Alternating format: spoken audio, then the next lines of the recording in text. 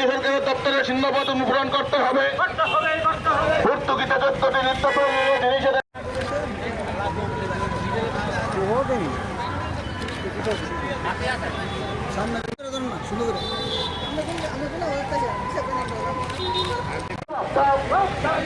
বছরে 2 কোটি টাকার কর্মসংস্থানের প্রতিশ্রুতি কোথায় গেল? মোদী সরকার জবাব চাই, জবাব দাও।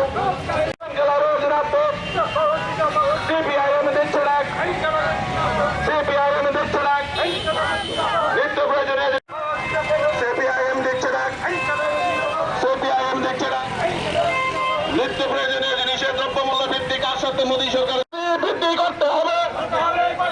বছরে 2 কোটি বেকারের কর্মসংস্থানের প্রতিশ্রুতি কোথায় গেল? মোদী সরকার জবাব চাই, জবাব দাও।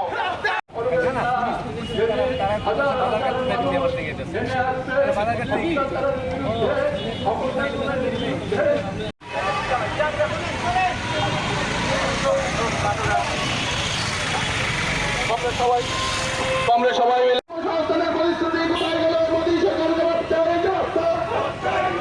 প্রত্যেক নাগরিকের ব্যাংকের অ্যাকাউন্টে 15 লক্ষ টাকা দেওয়ার প্রতিশ্রুতি কোথায় গেল? মোদী সরকার জবাব চাই। সিপিআইএমের মিছিল চলছে, চলবে। টুয়েবের কাজ বছরে 100 দিন করতে হবে। টুয়েবের কাজ বছরে 100 দিন।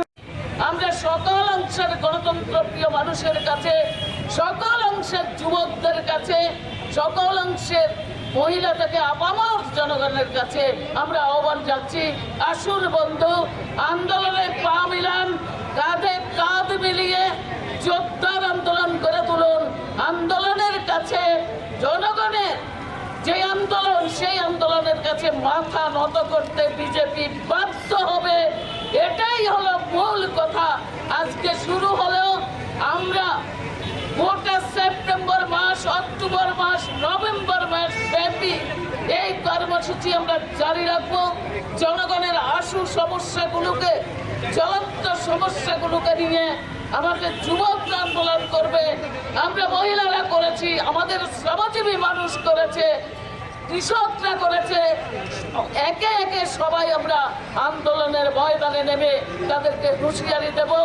রাষ্ট্রযন্ত্রই শেষ কথা বলে না, শেষ কথা বলবে এদেশের জনগণ।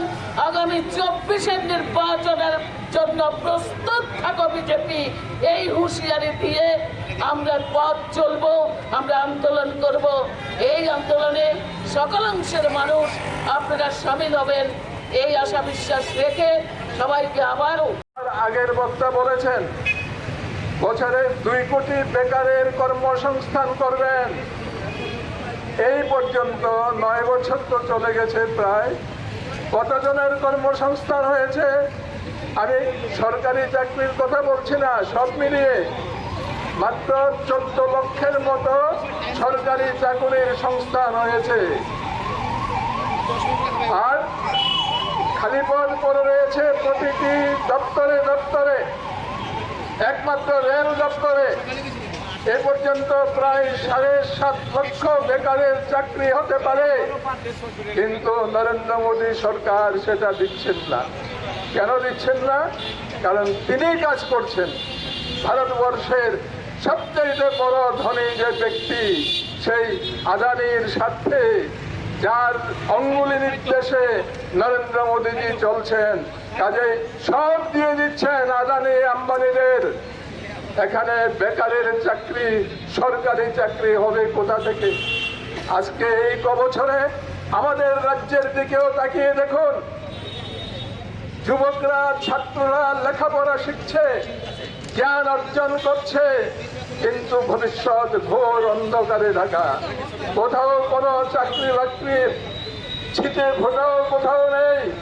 যাও 2-4 জনের কথা বিজ্ঞপ্তি দেওয়া হয়, তাও নিতে নিতে সময় বেরিয়ে যায়। বেকারের ভবিষ্যৎ এক অন্ধকার সমুদ্রের মধ্যে ডুবে আছে। তখন কি হবে কেউ জানে না।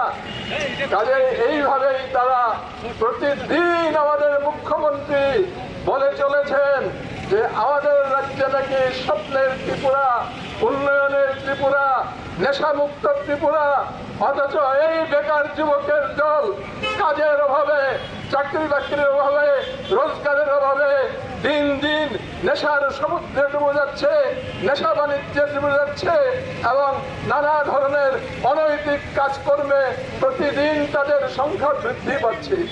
আজকে তোলাবাজি, জোর করে টাকা পয়সা আদায়, মানুষের কাছ থেকে ধমক দিয়ে টাকা আদায়, এইসব হচ্ছে এখন বেকার যুবকদের একমাত্র সম্বল। বজরে করে এইসব করে উপার্জন করছেন, ভবিষ্যৎ অন্ধকারে নিমজ্জিত, আগামীকাল কি হবে কেউ জানে না। এই অবস্থার মধ্যে বন্ধুগণ, জিনিসপত্রের দামের তো কোনো কথাই নেই। নরেন্দ্র মোদীজি বলেছিলেন তিনি ক্ষমতায় এলে জিনিসপত্রের দাম কমিয়ে দেবেন। নরেন্দ্র মোদীজি যখন ক্ষমতায় এসেছিলেন সেই 14 সালে, তখন চালের দাম কত ছিল? চালের দাম ছিল 20 টাকা 22 টাকা, আর এখন 40 টাকা দিয়েও ভালো চাল পাওয়া যায় না, তার চাইতে অনেক গুণ বেশি গেছে। কি আমরা কি মিথ্যে কথা বলছি এখানে দাঁড়িয়ে? আমরা তো মূল সত্য কথাটা বলছি। যে সরষের তেলের দর ছিল 60 টাকা 65 টাকা লিটার, সেই সরষের তেল এখন আমি ঠিক দামটা বলতে পারছি না, তবে অবশ্যই 125 টাকার উপরে ছাড়া কম হবে না। তাকে বন্ধুগণ, একের পর এক উদাহরণ দেওয়া যায়, উদাহরণের কোনো শেষ নেই। আমরা শুধু এটাই বলতে চাই, এই নীতি পরিবর্তন করুন, মানুষের কর্মসংস্থানের ব্যবস্থা করুন, গ্রামের গরিবদের কাজকর্ম আপনি বাজেটে প্রতি বছর টাকা কমিয়ে দিচ্ছেন, কিন্তু তাদের ঠিক মতো এই যে রোজগারের যে দৈনিক হাজিরা, সেই হাজিরা বৃদ্ধি করছেন না।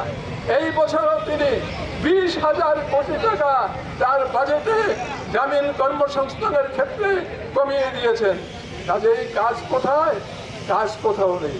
আর আমাদের রাজ্যে সেখানে নাকি উন্নয়নের রথ ছুটে চলেছে করে দুর্বার বেগে, মুখ্যমন্ত্রী প্রায় ঘন ঘন প্রতিদিন এইসব কথা বলেন, এখানে কোনো কাজ আছে? আর যা